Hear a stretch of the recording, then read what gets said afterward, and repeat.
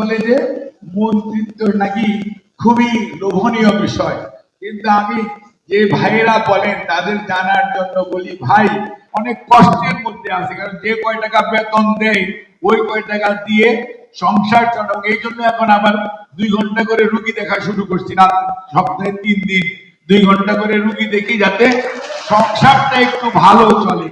বলে যে মন্ত্রিত্ব নাকি খুবই লোভনীয় বিষয়, কিন্তু আমি যে ভাইয়েরা বলেন তাদের জানার জন্য বলি, ভাই এটি হয়তো 12ই ফেব্রুয়ারির আগের ঘটনা হতে পারে।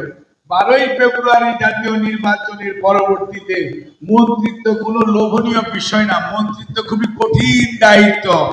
সকালবেলা ফজরের নামাজের পর 6টার থেকে দৌড় শুরু করতে হয়, কখন রেডি হব, কখন অফিসে যাব, কখন কাজ করব, রাত 2টা পর্যন্ত মানে দৌড়ের উপর থাকতে হয়। কাজে এটা একটা কঠিন দায়িত্ব, এটা কোনো লোভনীয় বিষয় নয়।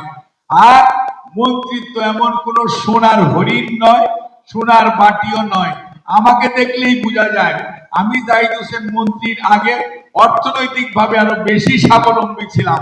মন্ত্রী হওয়ার পরে বরঞ্চ অর্থনৈতিক ভাবে আমি অনেক কষ্টের মধ্যে আছি, কারণ যে কয় টাকা বেতন দেয় ওই কয় টাকা দিয়ে সংসার চালানো। এই জন্য এখন আবার 2 ঘন্টা করে রুগী দেখা শুরু করছি, না সপ্তাহে 3 দিন 2 ঘন্টা করে রুগী দেখি, যাতে সংসারটা একটু ভালো চলে।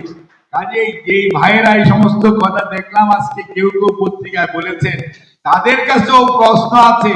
24শে আগস্ট মাসের পরে বা 36শে জুলাইয়ের পরে অনেকের বেশ চেহারার মধ্যে অনেক পরিবর্তন এসছে, অনেক দামি দামি কাপড় চাপড় পরেন। ওনাদেরও আমাদের জানার আগ্রহ। আমাদের তো বা ইনকাম ট্যাক্সের ফাইল আছে, আপনাদের ট্যাক্সের ফাইলটা কতদিন আগে খুলেছেন, ট্যাক্স ফাইলের কি অবস্থা, ওগুলো আয়নায় দয়া করে চেহারাগুলো দেখাবেন।